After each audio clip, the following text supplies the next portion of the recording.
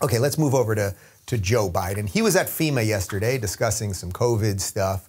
And you know, he's mostly, when he does these things, he usually reads off notes, and that's just fine. By the way, I've got a couple notes here, not much. I scribble down a few things, and I'm mostly just talking off the top of my head. I'm not comparing myself to the President of the United States, but I'm not sitting here saying that I have to have every single thing memorized and the rest of it. But Biden, you know, when he gives speeches, obviously it's mostly off prompter, and that's one of the weird things about his mumbles and fumbles, because reading a prompter is just reading. And I've mentioned this before. Sometimes when you read a teleprompter, so right now, the way I'm looking at you guys, I actually do have a prompter in front of me. All it says is Biden mumbles FEMA.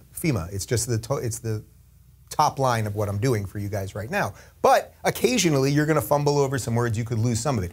It happens to him all the time. Anyway, he's giving this talk at FEMA yesterday, and he's got the notes right in front of him. And just listen to this and look at the way everybody's looking at him. And you tell me, is something wrong here? But there's, there to be, beginning this effort for 2021 is, I think we've learned a few lessons from last year as well.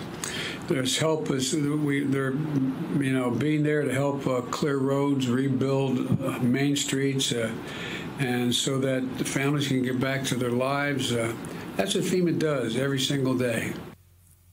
What? Like what? He's got the notes right in front of him. He doesn't know what he's saying. He's mumbling and fumbling and bumbling.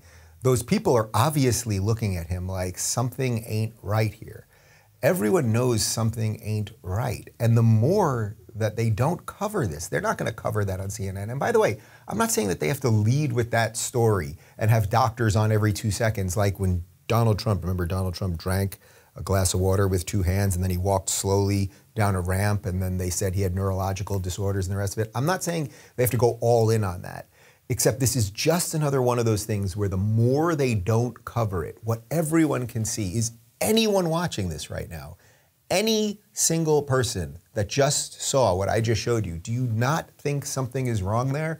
Something is obviously wrong. By the way, some of it could just be age. He's getting up there. He's tired. I can't imagine the amount of hours they've got him doing things and the amount of information he has to have and all of that stuff. Not that I think he's in charge of any of this stuff, but when he's sitting there with notes in front of him and he can't pull together a basic sentence, we know damn well if this was a Republican, and especially Trump, they would actually be calling for impeachment already. They'd be calling for people to be arrested that are around him. Like, is there any doubt that that is true? And just one more thing on this.